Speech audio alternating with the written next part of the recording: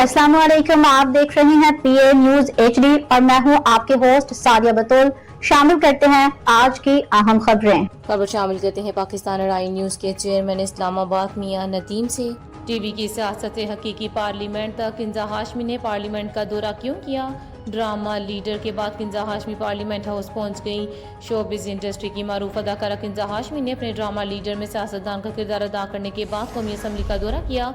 किंजा हाशमी ने drama leader में एक मजबूत खातून सियासतदान का किरदार निभाया है। इनके किरदार को नाजरीन की जानब से पसंद किया गया, जबकि बाज़ हकीकी सियासतदानों ने भी अदाकारा की परफॉर्मेंस को सराहा।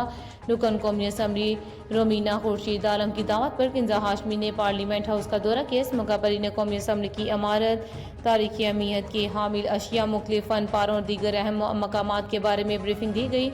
अदाकारा ने कौमी असम्बली के ऐवान का दौरा करने के साथ साथ पार्लियामेंट के अमले से भी मुलाकात की।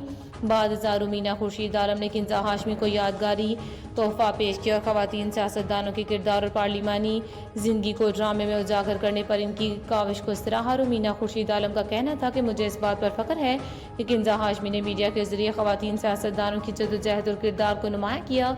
अदाकारा की कोशिश काबिल तारीफ है।